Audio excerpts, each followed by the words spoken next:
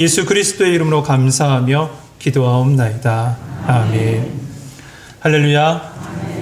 1월 두 번째 주일 이 예배 자리에 나온 우리 모든 성도님들을 환영합니다. 우리는 올해를 시작하면서 이 두 가지를 붙잡고 하나님의 뜻을 알아가자. 또한 내게 허락하신 내 삶의 자리에서 최선을 다하자라고 했습니다. 그랬을 때 분명히 하나님은 나를 살아주신다라고 우리는 믿음으로 고백했죠. 할렐루야. 그렇다면 우리가 붙잡을 그 두 가지가 무엇이었습니까? 바로 말씀과 기도였습니다. 우선 한 달에 한 절 우리는 말씀을 암송하기로 했습니다. 이번 달 1월 우리가 암송할 말씀은 베드로전서 4장 8절 말씀이죠. 무엇보다도 뜨겁게 서로 사랑할지니 사랑은 허다한 죄를 덮느니라. 제가 이렇게 4장 8절 하면 같이 외울 줄 알았는데 제가 1부, 2부, 3부 해보니까 다 똑같이 너무 우리 교회는 점잖해서 안 하세요. 네. 같이 한번 해볼까요? 무엇보다도 뜨겁게 서로 사랑할지니 사랑은 허다한 죄를 덮느니라. 할렐루야. 말씀 암송은요, 입으로 고백하고 머리로 생각하고 마음에 새긴다라고 했어요. 그리고 그 새겨진 말씀을 내 삶에서 끓여내는 것이다 라고 표현했죠. 한 주간 그 말씀을 내 안에서 끓여내셨을 때 여러분 어떠셨습니까? 국이 끓기 시작하면 그 음식 사이, 그 재료 사이에 있는 공기하고 음식 부스러기가 섞여서 거품으로 쫙 올라오죠. 그러면 그 거품을 딱 걷어내면 국은 더 깔끔해지고 맛은 더 깊어집니다. 한 주간 말씀을 내 안에서 끓여냈을 때 이와 같은 경험을 하셨을 겁니다. 저는 그랬습니다. 말씀을 내 안에서 끓여내자 내 안에 있는 내 삶의 부스러기가 막 거품처럼 올라오는 거예요. 그럼 우리는 이렇게 생각하죠. 아니, 내가 말씀을 외우고 말씀대로 살려가는데 왜 이럴까?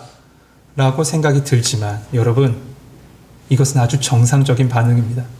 왜냐하면 말씀이 내 삶을 만져주고 계신다는 증거이기 때문에 그래요. 이제 그 거품을 걷어내고 제거하면 우리의 삶은 그 말씀의 기쁨을 더 깊게, 더 풍성하게 누리게 될 줄 믿습니다. 여러분, 이러한 은혜가 여러분과 함께 하길 주님의 이름으로 축복합니다. 그리고 또한 우리는 기도로 한 해를 시작합니다. 어떻게 기도합니까? 우리 기도해 주신, 우리 기도 인도해 주신 집사님 말씀대로 같은 시간에 온 교우가 같은 기도의 제목으로 같이 기도하고 있어요. 그리고 기관별로 한 달여간 기도의 등불을 지금 이어가고 있습니다. 여러분 잘하고 계시죠?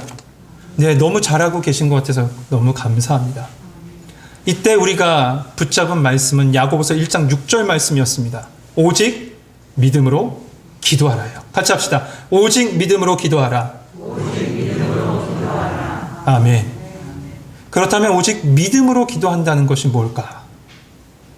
우선 우리는 오직 믿음으로 그 믿음에 대해서 한번 살펴보아야 할 것 같습니다. 그래서 2주간 우리에게 잘 알려진 히브리서 11장 그 믿음장의 말씀을 가지고 믿음, 그 믿음으로 살아가는 삶이 무엇인지 대해서 한번 살펴보려고 합니다.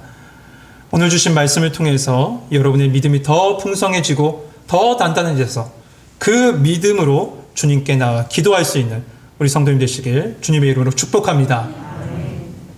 우리가 읽은 이 히브리서 말씀은 유대교에서 회심해서 그리스도인이 된 그 성도들이 박해와 고난과 핍박으로 인해서 다시 유대교로 돌아가려고 하는 그 성도들에게 주신 말씀이 바로 히브리서 말씀이에요. 다시 돌아가려고 하는 그 성도들에게요. 그래서 이 히브리 기자는 1장에서부터 10장에 하나님께서 예수 그리스도를 통해 하신 그 은혜의 소식, 구원의 역사, 구속의 역사를 쭉 말하고 있습니다. 그것을, 그 구속의 역사를 어떻게 표현하고 있냐면 구약의 여러 가지 나오는 것들, 예를 들어서 제사나 성전이나 예물이나 천사나 이런 것들을 통해서 그 모든 것을 구속사의 관점으로 딱 보고 해석하고 말씀을 풀고 있습니다.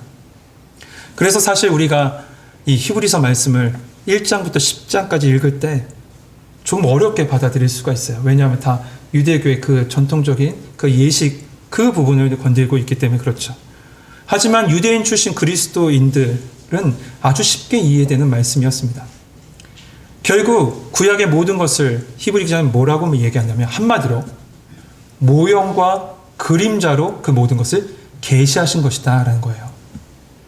그런데 그 모형과 그림자의 실체 되신 분이 오셨는데 그분이 누구시다? 맞습니다. 예수 그리스도시라는 거예요. 할렐루야. 그래서 히브리 기자는 말씀에서 예수님은 누구시냐? 예수님은 구약의 모형과 그림자에 비해서 더 좋은 언약이 되시고 더 좋은 중보자가 되시고 더 좋은 제물이 되셔서 십자가의 단번에 자신을 들이심으로 우리의 모든 죄를 사하여 주셨다. 그리고 그 예수님은 부활하시고 승천하셔서 더 좋은 이 예루살렘 성전이 아닌 하늘의 성전에 올라가 계시고 하나님 보좌 우편에서 계시다가 우리를 위해서 기도하시다가 자기 백성들, 자기를 바라보는 우리 성도들에게 다시 오실 것이다 라고 말씀하고 있는 것이 히브리서 1장에서부터 10장의 말씀입니다. 그래서 그 말씀에 이어지는 10장 하반절부터 마지막 13장까지는 뭐냐? 이 예수님의 구원의 역사를 바라본 인간의 응답이 무엇이냐면 바로 오직 믿음이라는 거예요. 오직 믿음으로 그 예수님을 바라보고 기다린다는 거죠. 그래서 오늘 읽은 우리 히브리서 11장 말씀은 단순하게 믿음에 대한 학문적인 정의가 아니라 고난 속에서 인내하고 믿음으로 살아가는 삶이 무엇인지 우리에게 가르쳐 줍니다. 여러분 1절 2절 우리 말씀 다시 한번 읽으면서 더 자세하게 한번 본문으로 들어가 보도록 하겠습니다. 1절 2절 말씀 같이 읽겠습니다. 시작.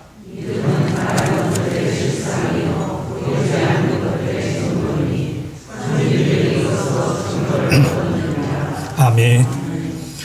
우리는 믿음으로 사는 삶, 그것이 무엇인지를 논하기 전에 먼저 이 믿음이 무엇인지에 대해서 잠깐 살펴볼 필요가 있을 것 같습니다. 믿음에 대해서 국어사전에는 이렇게 정의합니다. 어떤 사실이나 사람을 믿는 마음. 이렇게 얘기하고 있어요. 다시 말해서 마음이 어떤 것을 향해 가고 있고 그 어떤 것을 붙잡는 것이 바로 믿음이라고 합니다. 그런데 이 해석대로, 이 정의대로 우리의 믿음을 이렇게 정의해버리면 우리는 참 여러 가지 믿음을 가지게 될 겁니다. 이것도 믿고 저것도 믿고 다 믿게 되겠죠. 그리고 어떤 것에 대한 믿음이 있는 사람이 있는가 하면 반대로 그렇지 못한 사람들이 있겠죠. 그 사람들을 간에 분란이 생길 겁니다. 예를 들어서 이겁니다. 이 백신에 대한 필요성을 믿는 사람이 있고 믿지 않는 사람들이 있죠. 그 두 사람들 가운데 이 찬반 논의가 있는 것과 마찬가지로 그런 분란이 생긴다는 거예요. 또한 이렇게 해석하는 사람도 있습니다. 모든 믿음은 다 좋은 거야. 모든 믿음은 다 좋은 거야 라고 정의한 사람들이 있는데 이렇게 해버리면 사회는 굉장히 혼란스러워질 겁니다. 이것도 맞고 저것도 맞고 다 맞기 때문에 그래요. 그런데 성도 여러분, 이런 것이 우리의 믿음을 이야기하는 것이 아니에요. 그 모든 것은 바로 지금 얘기했던 모든 정의는 개인의 신념이지 믿음이 아닙니다. 개인의 신념을 가지고 믿음으로 착각해서 신앙으로 가지고 올 때 그 순간에 우리의 믿음이 무너지고 삶이 무너지고 신앙이 무너지는 겁니다. 여러분, 믿음이란 무엇인가? 믿음은 1장에서부터 10장에서 말씀한 언약의 주 되신 예수 그리스도를 나의 주, 나의 하나님, 나의 주인 되시오, 나의 하나님 되심을 믿는 것입니다. 여러분 믿으십니까? 여러분, 이것은 내 의지로 되는 게 아니에요. 이것은 내가 굳센 마음을 갖는다고 내가 믿어야지 해갖고 생기는 것이 아니에요.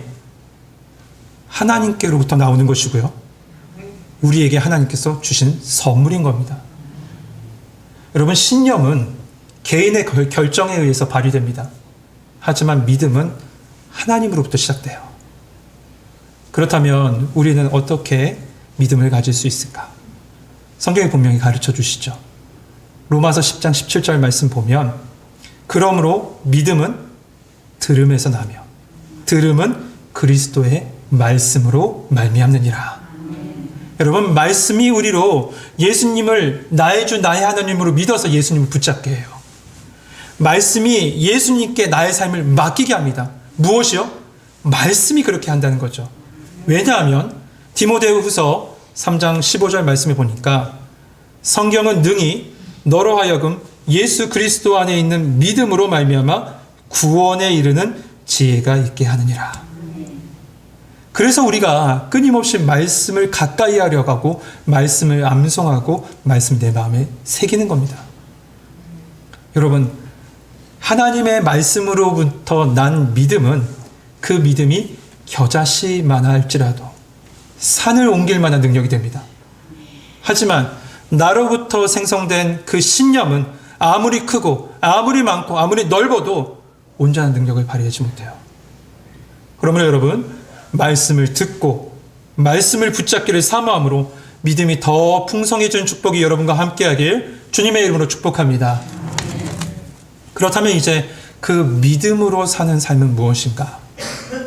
히브리 기자는 첫 번째로 뭐라고 얘기하고 있냐면 믿음은 바라는 것들의 실상이라고 얘기하고 있습니다. 본문의 실상이란 단어를 쭉 한번 살펴보고 오늘 살펴봤더니 여러 가지 뜻이 있어요. 근데 이것을 세 가지로 요약하면 이와 같습니다. 첫 번째, 그 실상이라는 뜻은 기초라는 뜻을 가져요. 기초. 그러니까 믿음은 바라는 것들, 그러니까 곧 소망이라는 보이지 않는 그 구조물을 아래에서 떠받치고 있는 토대가 된다는 거예요. 떠받치고 있는 토대가 된다는 거죠. 그리고 두 번째, 이 실상이란 말은 실체, 현실이라는 의미를 가져요. 그러니까 믿음은 소망의 현실, 실체가 된다는 거죠. 그리고 마지막은 바로 확신, 보증이라는 뜻을 가집니다. 그렇다면 이 모든 것을 종합해 볼 때 믿음이란 무엇인가? 믿음은 소망을 지탱해주는 토대가 되고, 믿음은 소망하는 바가 허상으로 끝나는 것이 아니라 실체가 돼서 확실히 이루어질 것을 보증해주는 것이 바로 믿음이라는 겁니다. 여러분, 이 말씀, 이 믿음에 대한 이 선언을 갖다가 더 확실하게 보여주는 것이 로마서 4장에 나온 아브라함에 대한 이야기입니다. 로마서 4장 19절에서부터 21절에 보면 그가 100세나 되어 자기의 몸이 죽은 것 같고 사라의 태가 죽은 것 같음을 알고도 믿음이 약하여지지 아니하고 믿음이 없어 하나님의 약속을 의심하지 않고 믿음으로 견고하여져서 하나님께 영광을 돌리며 약속하신 그것을 또한 능히 이루실 줄을 확신하였습니다. 여러분, 믿음으로 약속하신 것을 이루실 줄을 확신했던 것이죠. 그러므로 믿음은 바라는 것들의 실상이라는 말은 어떠한 상황이 오든지 어떠한 환경에 있든지 약속하신 것을 이루실 것을 확신하는 겁니다. 그리고 또한 이 바라는 것들의 실상이란 말은 이와 같아요. 바라는 것은 미래적인 어떤 사건이죠. 그 미래적인 사건을 실상, 현재의 나의 것으로 가져오는 거예요.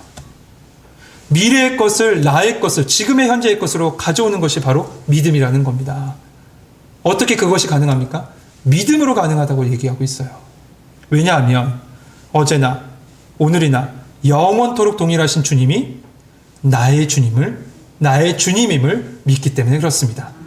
여러분, 이 믿음으로 사는 삶을 가지고 내 소망하는 바가 현재의 나의 그 소유로, 현재의 것으로 가져올 수 있는 그 믿음이 여러분과 함께하길 주님의 이름으로 축복합니다. 두 번째로 믿음은 오늘 말씀해 보니까 보지 못하는 것들의 증거라고 했습니다. 사람들 중에는 꼭 봐야만 믿는 사람이 있습니다. 성경에 나오는 도마가 대표적인 사람이겠죠. 도마는 제자들을 통해서 예수님께서 부활하신 것을 들었어요. 그런데 믿지 못하죠. 그리고 요한복음 20장 25절에서 이렇게 얘기합니다. 내가 그의 손에 못자국을 보며 내 손가락을 그 못자국에 넣으며 내 손을 그 옆구리에 넣어보지 않고는 믿지 않겠노라. 여러분, 도마는 보는 것만으로 믿지 못했어요. 직접 만져봐야만 믿을 수 있는 사람, 그 사람이 도마였습니다. 이 예수님께서 뭐라고 말씀하십니까? 그래, 만져봐, 만져보라 라고 하세요. 그러면서 이어서 말씀하시길, 너는 나를 본 거로 믿느냐? 보지 못하고 믿는 자는 복되도다. 여러분, 보이는 것은 변합니다. 보이는 것은 분명히 변하게 되어 있어요. 예전에도 소개한 책인데 스티브 도나유가 쓴 이 사막을 건너는 6가지 방법이라는 책이 있습니다. 이 스티븐 도나유는 이 사막을 건너는 그 방법을 제시하면서 이것을 우리의 인생에 적용했어요. 지난번에 소개했던 방법은 3번째 방법이었는데 그 방법이 뭐였냐면 자동차가 사막에 빠졌을 때 그 빠졌을 때는 타이어의 공기를 더 힘껏 넣어서 그것을 빠져나오게 하라가 아니라 타이어의 공기를 빼라였어요. 빼야지만 나올 수 있대요. 그것은 뭐예요? 나를 빼라는 거예요. 내 인생의 위기의 순간이 닥쳤을 때 바로 나를 빼내는 거예요.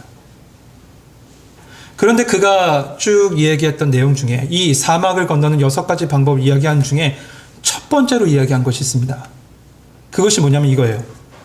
끊임없이 모양이 변하는 사막, 그 모래 사막에서는 지도를 보지 말고 나침판을 봐라. 우리가 익히 아는 내용이기도 하죠. 이 모래 사막은 계속 바람 때문에 변하기 때문에 지도로서는 그곳이 어딘지 알 수가 없어요. 그래서 나침판을 보라는 거예요. 이것을 인생에 그대로 적용합니다. 뭐냐 하면 끊임없이 변하는 이 세상 보는 게 아니라 내면에 변하지 않는 나침판을 보라는 거예요. 그런데 여러분 보세요. 세상은 모든 것 변해요. 내 모습도 변해요. 저도 거울을 가끔 가다 보면 이렇게 살찐 제 모습을 보면 깜짝깜짝 놀랍니다. 앞에 누가 있나 해갖고요. 그런데 모습만 변하진 않죠. 우리의 마음도 변해요. 시시각각 변해요. 그러나 변하지 않는 진리가 있습니다. 그것은 바로 내 안에 계신 예수 그리스도신 줄 믿습니다. 여러분, 그분을 내 삶의 나침판을 삼고 살아가라는 거예요. 그것이 바로 믿음이라는 겁니다. 특별히 오늘 본문에 말하는 보이지 않는 것은 영적인 것을 말합니다. 그렇다면 보이지 않는 게 뭘까요? 그건 바로 하나님의 임재, 하나님의 영원한 나라, 그것을 말씀하고 있는 거죠.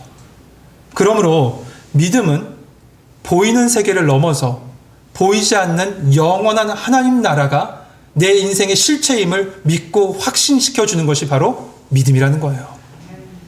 그것이 보이지 않는데 어떻게 하나님 나라를 바라보면서 우리가 믿음의 걸음 걷는다고 합니까? 여러분, 여러분의 인생 가운데 그 하나님의 나라를 볼 수 있는 믿음이 여러분과 함께 하길 주님의 이름으로 축복합니다. 그래서 그 보이지 않는 것들의 증거라고 얘기하고 있는 거예요.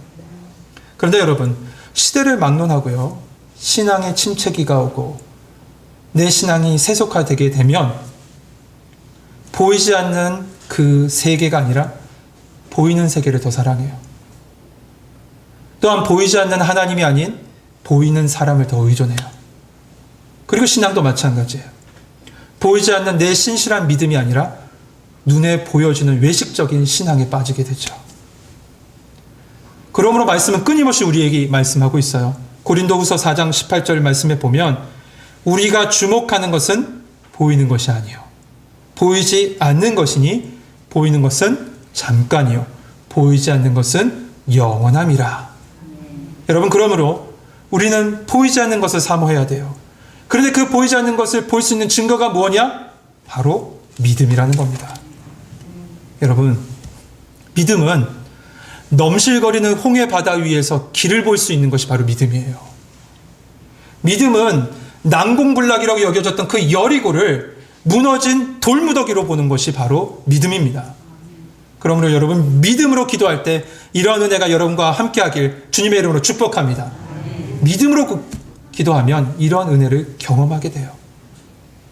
그렇다면 마지막으로 이 믿음은 어디에 근거를 두고 있는 것일까? 그것은 바로 믿음은 다 하나님께 근거를 둬야 되는 겁니다. 여러분, 자기의 신념은요, 자기를 믿는 것이고 자기 암시를 주는 행위였다면 성경에 말하는 믿음은 그런 것이 아니죠. 성경에 말하는 믿음은 믿음의 대상이 확실히 있고 믿음의 근거가 확실히 있어요. 그 말씀이 바로 3절 말씀이에요. 3절 말씀 같이 한번 읽어봅시다. 같이 읽겠습니다. 시작.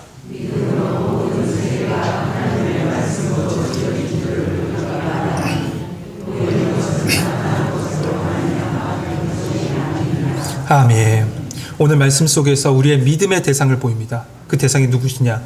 지금도 살아 역사하시고 지금도 우리를 살아주시는 하나님이 우리의 믿음의 대상이고 그 믿음의 근거가 뭐냐? 바로 하나님의 말씀이라는 거예요. 그러기에 우리의 믿음의 시작은 하나님께서 온 세상을 창조하셨음을 믿는 것부터 시작하는 겁니다. 그 창조 속에 나도 창조하심을 믿는 거죠. 여러분 잘 아시지만 세상은 인류의 시작을 진화론으로 그렇게 해석하고 있어요. 그런데 이 진화론의 시작을 보면 우연히 아주 강한 에너지를 받은 그 세포가 분열해서 지금의 인류로 진화했다라고 논리를 핍니다. 그렇다면 인류의 시작은 무엇이냐? 진화론에서 얘기하는 인류의 시작은 우연이에요. 그러나 하나님의 말씀은 분명히 우리 가운데 선포합니다.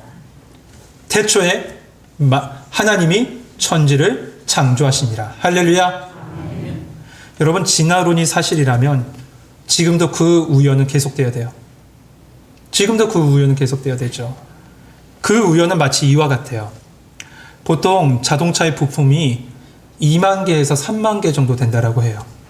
최근에 전기차는 좀 적어서 10,000개에서 15,000개 정도 된다라고 하는데 이 부품을 한날 한시에 하늘로 딱 던집니다.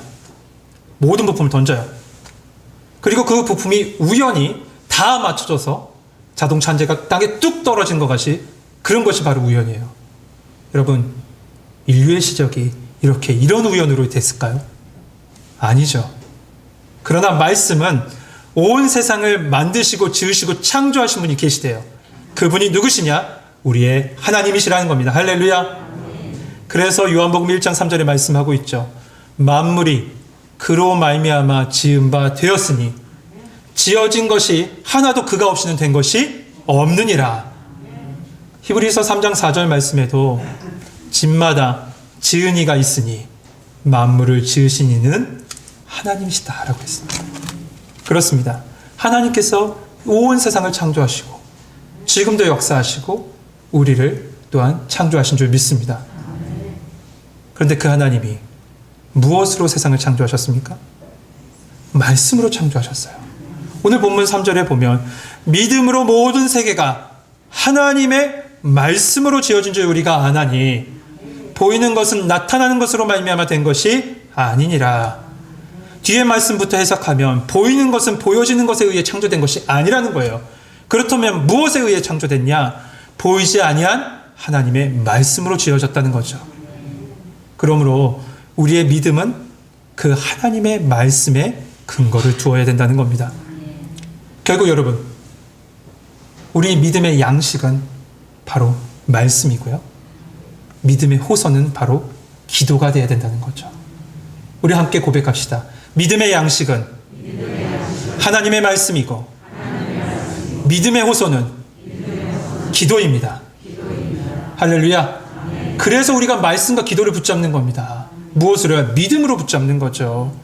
그래서 우리가 믿음으로 기도하고 하나님께 영광 돌리고 있는 거예요. 하나님이 온 세상을 창조하시고 지금도 살아 역사하시며 나를 살아주심을 믿는 믿음으로 기도하는 겁니다. 히브리서를 보통 이런 별명을 붙입니다. 믿음의 명예의 전당이라고요. 이런 별명을 붙여요.